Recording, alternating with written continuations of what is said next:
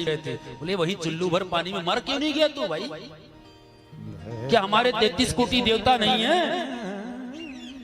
क्या हमारे यहाँ और अच्छे अच्छे स्थान नहीं है जो तुमको वही महाराज मजार मिला है, मरा हुआ मुर्दा का वो कवर, और वो भी हमारे महादेव जी के ऊपर बना के उसमें जाके तुम चढ़ा रहे हो चादर। शर्म आना चाहिए ऐसे हिंदुओं को जो अपने बाप को महाराज तड़पते हुए छोड़ दिए और दूसरे की बाप की आरती उतारे। जय देवा, शर्म करो।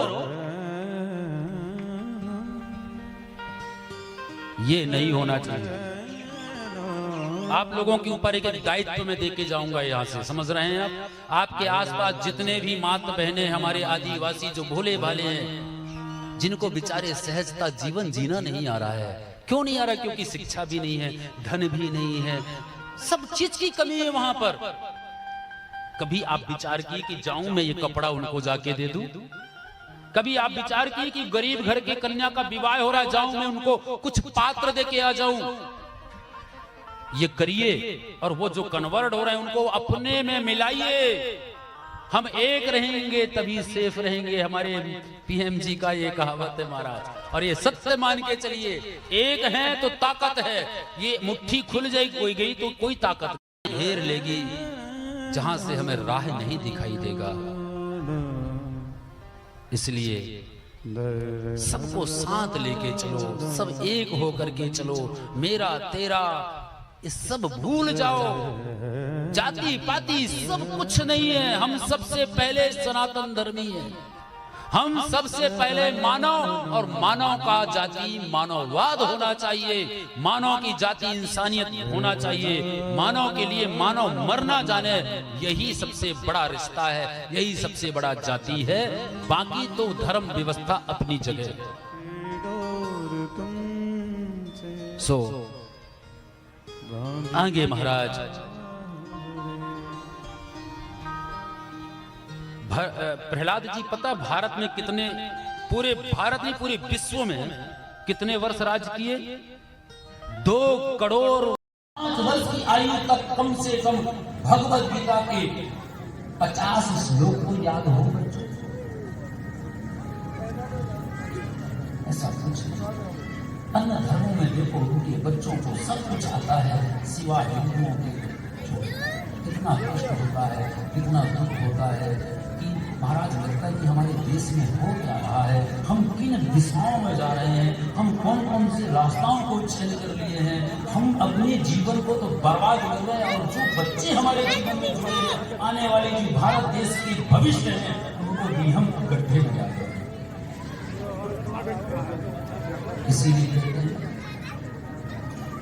किसी के काम जो आए उसे इंसान कहते हैं।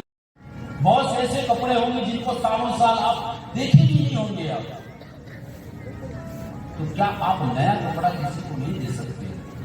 तो क्या पुराने कपड़े जो हमने एक बार इस्तेमाल किया उसको धुल करके प्रेस करके किसी ऐसे व्यक्ति को ये नहीं कर सकते? हम प्रकृति में आए क्यों हैं? केवल अपने पेट भरने के लिए? धिक्कार है ऐसे मानव को जो सिर्फ अपने लिए जीवन जीता है।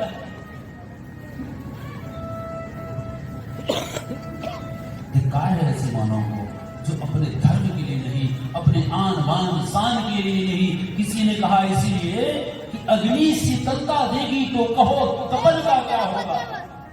अग्नि यदि शीतल हो जाए तो तपन का क्या होगा? और युवा वृद्ध हो जाएंगे तो कहो वतन का क्या होगा? जो बच्चे आज क्रिश्चियन विद्यालय में पढ़ रहे हैं, उनको क्या राम के प्रति ही प्रेम होगा? क्या कृष्ण के प्रति प्रेम होगा? क्या मातृ भक्ति होगी? क्या पितृ भक्ति होगी? क्या राष्ट्र भक्ति होगा? उस पर नहीं हो सकता। युवा वृद्ध हो जाएंगे तो कहो वतन का क्या होगा? यदि भूल जाए माली रखवाली पतझड़ का तो कहो चमन का क्या होगा? एक माली बगीचा को भूल जाए, उसकी रखवाली करना भूल जाए, हमें गर्व होगा कि हम अपने देश के लिए जिए हैं, अपने देश के लिए मरे हैं। हमें गिल्टी फील तो नहीं होगी कि हम केवल अपने पेट के लिए जिए, अपने लिए मरे और अपनों से ही बगावत करें। ऐसा जीवन नहीं होना चाहिए। आप सबका दायित्व है कि हमारे जितने भी भोले भाले माताएं बहनें हैं जो आज कन्वर्ट हो रहे हैं, क्रिश्चियन बन रहे हैं, कोई मुस्लिम बन रहा है, वो सब उनके साथ धोखा हो रहा है। उन भोले भालों को पता नहीं है और इसलिए भी वो ऐसा करने को मजबूर है क्योंकि उनके यहाँ खाने के लिए भी नहीं है, कपड़े पहनने के लिए भी नहीं है और शिक्षा का भी अभाव है। और हमारे यहाँ हिंदू भाइयों के यहाँ इतनी संपत्ति है महाराज कि वो अकेला नहीं, रोज यदि 100 लोगों को भी खिलाएगा तब भी उसका घर कम नहीं होने वाला। फिर भी हिंदू का पेट इतना बड़ा है महाराज कि उसके घर रोटी सड़ जाए तो सड़ जाए पर पड़ोसी के मुख में ना जाए। हम सबको चाहिए कि अपने उन गरीब लोगों के लिए कम से कम नहीं तो अपने कमाए हुए धन से कुछ रुपया तो निकालो और इकट्ठा करो और उन गरीबों में जाकर के उनको दें और उनको अपने गले लगाएं। जो आज पलायन कर रहे हैं, जो धर्म परिवर्तन कर रहे हैं, उनको गले लगा करके प्रेम से अपनाएं और कहें कि हम आपके हैं।